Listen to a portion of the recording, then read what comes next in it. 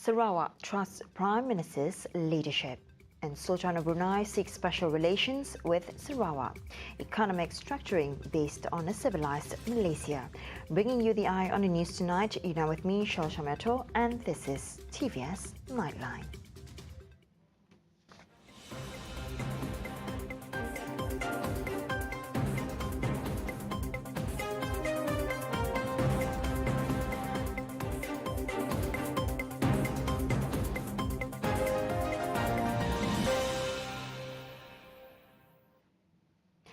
Sarawak is confident in the ability of Prime Minister Datuk Seri Anwar Ibrahim to lead the nation in restoring Malaysia's dignity on the world stage. Sarawak Premier Datuk Petinggi Tan Sri Abang Johari Tunapeng said this at the 10th Prime Minister's vast experience could realise that idea.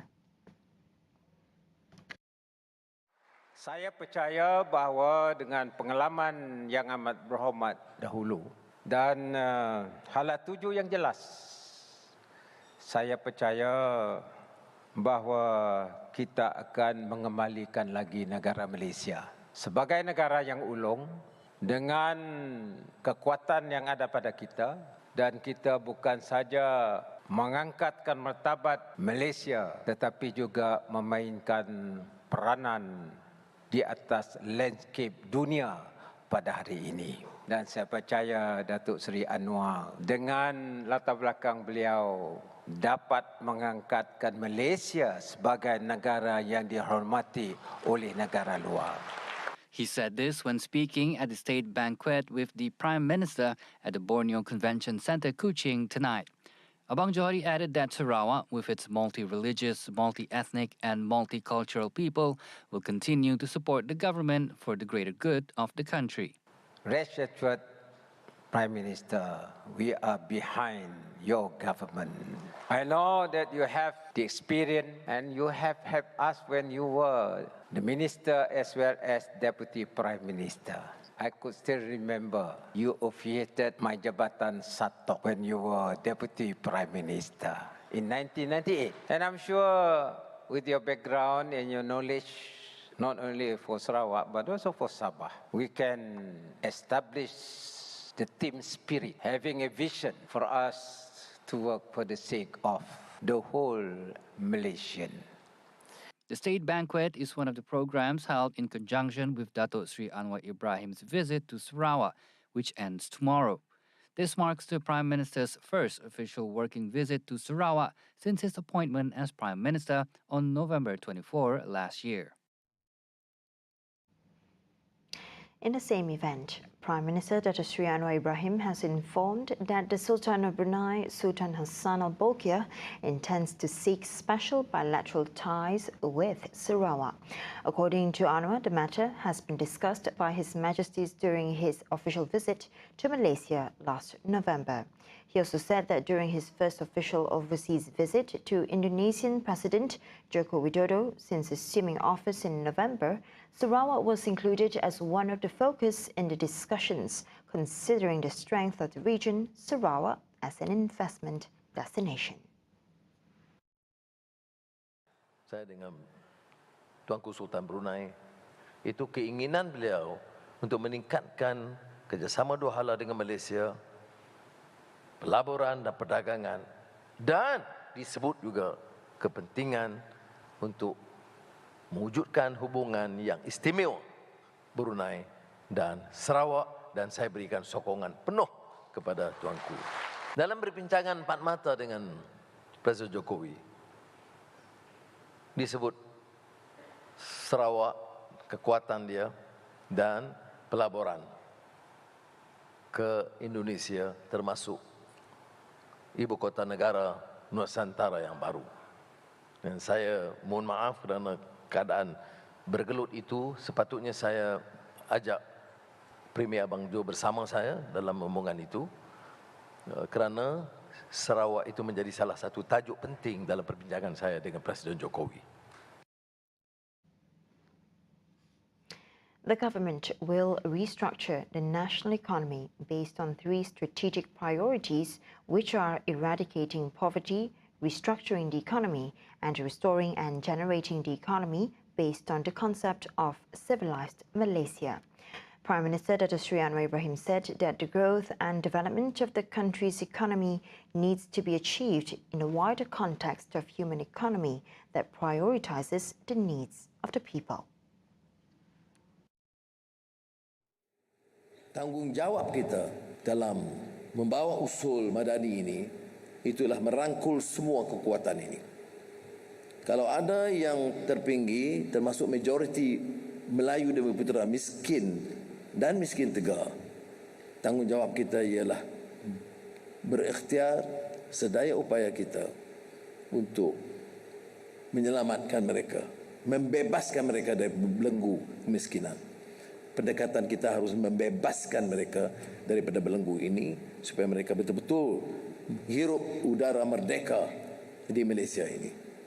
He further added that the main drive that becomes the core of a civilized Malaysia will support the four main strategic correspondents, which are rebuilding the economy, guaranteeing the people's welfare, reforming democracy and legislative institutions, and establishing trusted administration. The unity government under the leadership of Anwar drafted the Madani concept as an effort to map a strategy to govern the country effectively while optimizing the functions of the government machinery that is responsible for implementing related policies.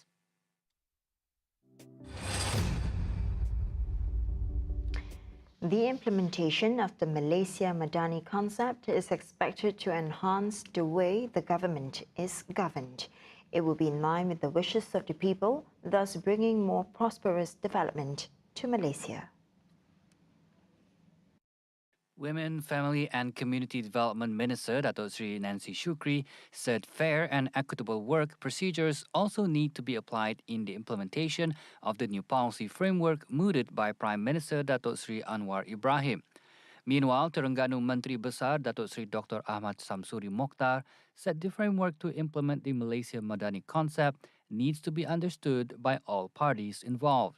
At the same time, Deputy Finance Minister Stephen Sim Chi Keong said Anwar has brought in a very important dimension to the whole understanding of the country's finance and economic policy, which is the human dimension.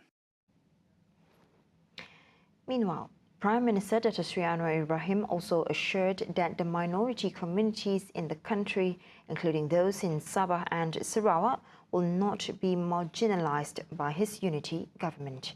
As such, he said Deputy Prime Minister Dato' Sri Fadilah Yusof has been tasked to lead in resolving any problems that had previously hurt the feelings of the people of the two states. Di samping itu, kita harus juga sedar bahawa ada golongan masyarakat minoriti di negara kita, sama ada China atau India, yang merasakan seolah-olah ada pendekatan untuk meminggirkan mereka atau merendahkan martabat mereka. Saya ingin beri jaminan bahawa kerajaan perpaduan tidak akan mengizinkan rasa ini berlaku. Lebih-lebih lagi untuk Sabah Sarawak. He said this when delivering his mandate theme Developing Malaysia Madani today. Anwar said Fadilah has been given complete trust to resolve all pending matters related to the Malaysia Agreement 1963, MA63, to ensure the fate of the people in Sabah and Sarawak will be protected. He said though the agreement was signed by the previous leaders, it was the current government's responsibility to fulfill what have been promised. Mana mungkin setelah 60 tahun kita tak boleh beri dia hak untuk memutuskan dan melaksanakan projek 10 juta dengan sendiri dan mesti gunakan kekuatan persekutuan. Maka sebab itu kita dah luluskan. A special committee for citizenship under Article 15A of the Federal Constitution has been reinstated. According to Minister of Women, Early Childhood and Community Wellbeing Development, Dato' Sri Fatimah Abdullah, the matter was decided by Home Affairs Minister Dato' Sri Saifuddin Nasution Ismail, who will co-chair the special committee. Alhamdulillah, dalam kunjungan hormat kami itu, Home Affairs Minister is committed to resolving citizenship issues and hopes the approval process can be expedited. dia sendiri akan bersama dalam jawatankuasa ini sebagai pengerusi bersama. So saya melihat ini sebagai satu kesungguhan di pihak beliau, sebab kalau menteri yang memutuskan, sebab dari segi lulus atau tak lulus, kuasanya pada tangan menteri saja, menteri dalam negeri. So kalau menteri itu dalam jawatan kuasa itu sendiri, maka proses untuk memberi kelulusan itu akan dipercepatkan. Mesyuarat pertama akan diadakan di Sarawak dan insya-Allah lepas mesyuarat itu akan ada berita baik untuk orang yang telah memohon untuk kewarganegaraan, sebab ada yang sudah katanya boleh diberi surat kelulusan. She said this to the media after chairing the Parti Pusaka Bumi Putra Bersatu PBB Women's Supreme Council meeting today. On Tuesday, Prime Minister Dato' Sri Anwar Ibrahim said that the revised budget 2023 will not be tied to the previous plan and will put an emphasis on small and medium enterprises, SMEs, digitalization and also women and persons with disabilities. At the same time, Honorary Professor from University Malaysia Sarawak UNIMAS, Dr. Madeline Burma, also hopes that the revised budget will continue to prioritise the development of Sabah and Sarawak. Bagi saya dia tidak akan lari jauh sangat daripada apa yang telah dibentangkan dulu kan, yang pada tahun lepas bagi saya mungkin ada refinement, ada penambahbaikan, mungkin ada penambahan ataupun pengurangan tertaluk. Sebab bagi saya mereka tidak terikat dengan apa yang bajet yang dulu. Saya sangat mengharapkan Perdana Menteri, Yang Amat Berhormat Perdana Menteri, memberi penekanan juga kepada pembangunan Sabah Sarawak, about regional development. Bagi saya, kedua-dua negeri ini telah amat jauh ketinggalan. Bukan saja Sabah Sarawak, tetapi juga negeri Kelantan. So, kalau kita melihat dari segi peruntukan pembangunan itu, bagi saya dalam belanjawan ini juga, saya rasa memang wajar. In addition to infrastructure development, she said the federal government should also think of ways to attract investment in both regions to bridge the development gap between Sabah, Sarawak and Peninsular Malaysia. Selain daripada pembangunan infrastruktur, yang selalu diberi penekanan ialah pembangunan infrastruktur lah. Tetapi bagi saya yang penting ialah membawa pembangunan untuk beralih supaya menggalakkan pelaburan, tarik pelaburan ke kedua-dua negeri di Sabah dan Sarawak, khususnya negeri Sabah.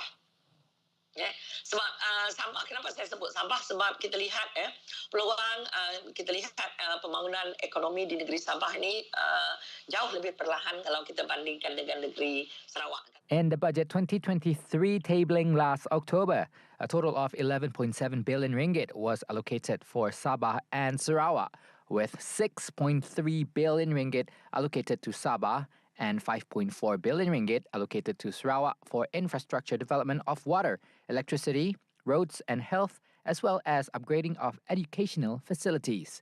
The allocation is also the highest in history and an increase of 1.9 billion ringgit compared to 9.8 billion ringgit in budget 2022. Coming up right after the break, Intel to invest 70 billion ringgit in Malaysia over 10 years. And at least 8 killed in Tibet avalanche. Right here on TVS Nightline, stay tuned. Istimewa Tahun Baru Cina, The Journey, 22 Januari, Ahad, 9:45 malam.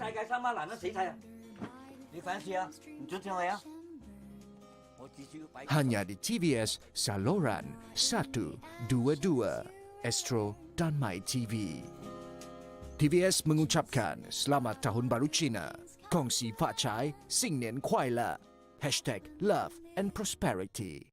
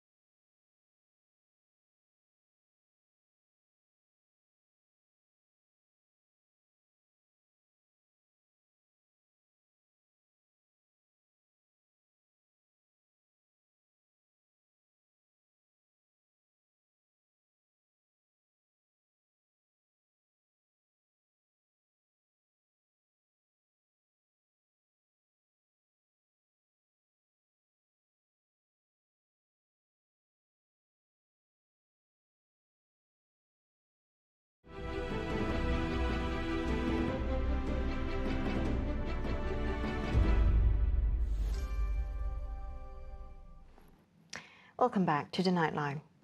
Intel has given its commitment to invest 70 billion ringgit over 10 years to expand its operations in Penang and Kolim, Kedah. Minister of International Trade and Industry Tengku Dato' Sri Tengku Zafrul Aziz was in discussions for increased investments with Intel Chief Global Operation Officer Kevian S. Fajani. Tengku Zafrul said he welcomes the commitment by Intel, adding that such cooperation will be continued with other companies in an effort to increase investments in Malaysia. Intel is the world's largest semiconductor producer and was among the pioneers in the electrical and electronics industry in Malaysia, which began operation in 1972. The minister also had a meeting with Procter & Gamble President for Asia Pacific, Middle East and Africa, Suranjan Mageswaran, and PNG Asia Pacific, Middle East and Africa Vice President, Global Government Relations and Public Policy, Cecilia Tan. In addition, Tengku Zafrul will also be meeting a number of his counterparts from the region. Tengku Zafrul also has had bilateral meetings with New Zealand's Minister of Trade and Export Growth, Damien O'Connor, and Port of Antwerp Bruges Chief Executive Officer Jacques Vademiren. Earlier in the day, he was also in a closed-door session on global trade, navigating the post-pandemic supply chain challenge. On to the next highlight.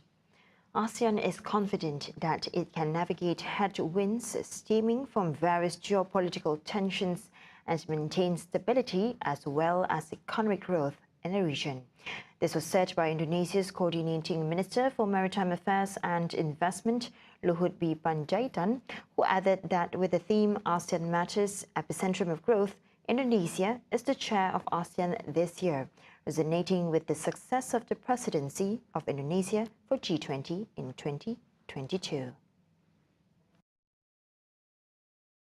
I think we are quite confident if you can play our role like this, ASEAN becomes a center of economic growth in that region, Because if we look at Thailand, Vietnam, even Philippines, Indonesia, we are doing pretty good in this time. Although situation in Ukraine still uncertain a lot, we don't know what's going to happen for the next, even in this year, so could also impact toward the economy. You asked also the Deputy Prime Minister about China and Taipei and Taiwan. I think also still uncertainty over there. So we can navigate, I think, nicely to maintain the stability in this region as well as the economy as well. He said this at a session entitled The Pulling Power of ASEAN at the World Economic Forum, WEF, on Wednesday. The session was moderated by the Financial Times Associate Editor and Chief Foreign Affairs Commentator, Gideon Rachman. When asked on Myanmar, he said ASEAN in general and Indonesia as its chair for 2023 would continue to engage with Myanmar. If you look back to Indonesia 20, 30 years ago, I think military also controlled Indonesia, I should say. Absolutely. But then maturity among the leadership within the military also bring democracy gradually to Indonesia. Again, this maybe takes some time also for Myanmar to understand, and we try to share our experience to Myanmar. He also stressed that Myanmar can emulate from Indonesia, but will not press the country to do so.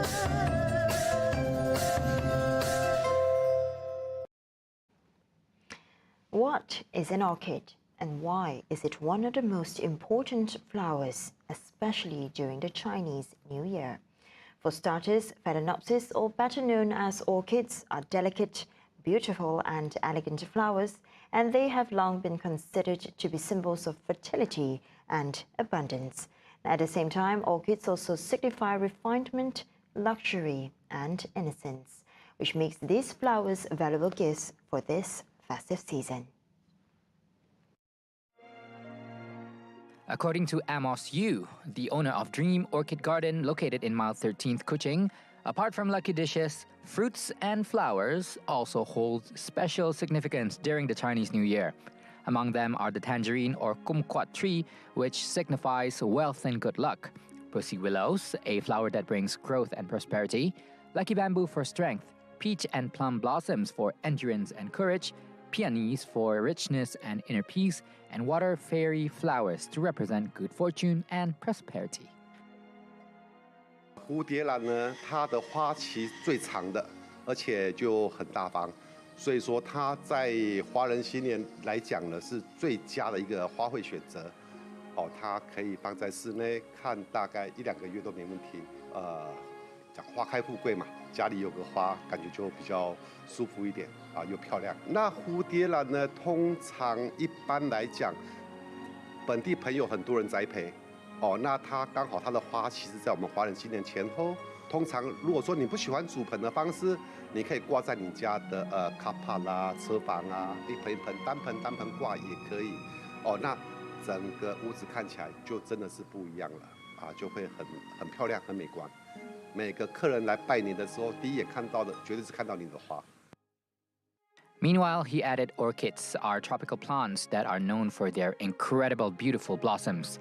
Being a tropical plant, you explained that generally, orchids thrive in conditions similar to other house plants. Hence, Malaysians are blessed with the perfect climate to grow them.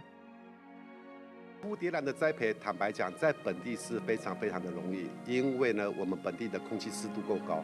哦，那你回去栽培的时候呢，记得少浇水，懒多一点。哦，那我的建议你是说，如果是主盆，在家里面过年期间，你大概初1到15浇1次水就够了。哦，不需要天天去浇水。哦，那过完年你把它移出来，一盆一盆种好，然后呢，你再放在早上阳光通风的地方，或者是树下就可以了。哦，那你就是定期的喷肥1个礼拜1次的喷肥就 OK。 Adding further, he said that another popular Chinese New Year plant is the bromeliad, which is considered a lucky plant and symbolizes the arrival of good fortune.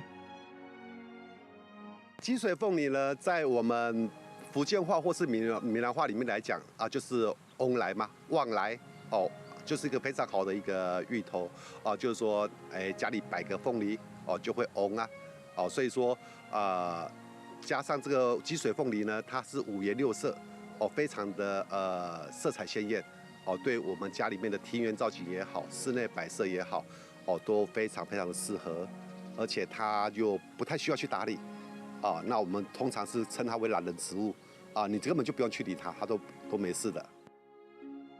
As such, you said that the plants require only minimal care, as they require only medium lighting and to be strategically placed near the window in order to thrive.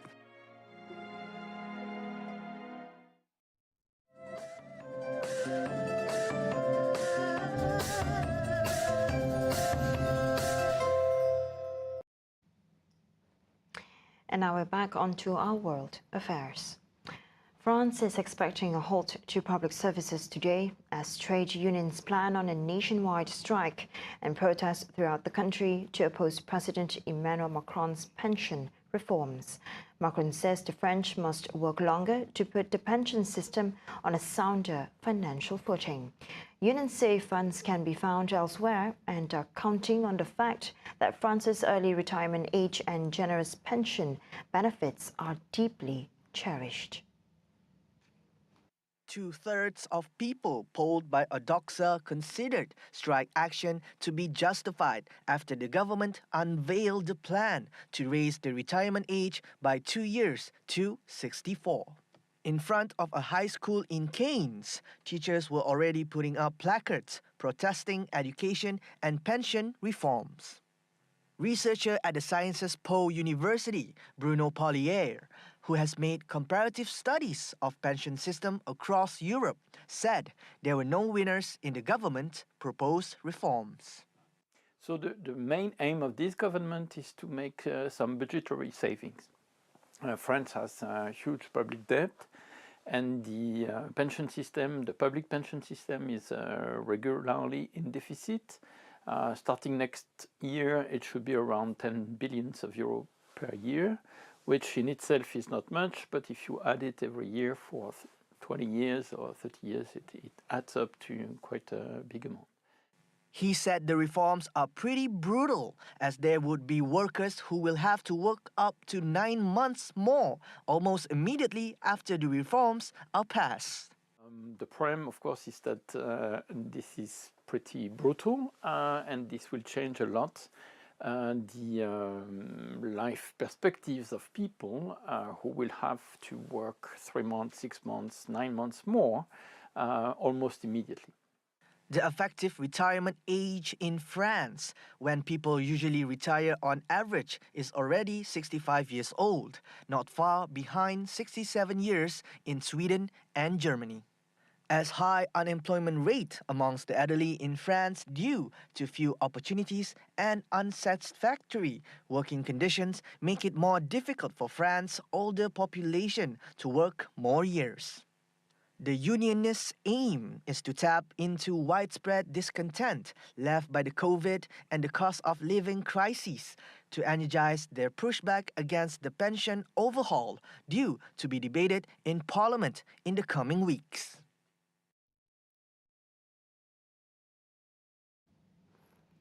At least 8 people were killed in an avalanche in the city of Linzi in the southwestern region of Tibet. State-owned media CCTV reported today that the Chinese government has sent a team to oversee aid in recovering bodies and those still missing.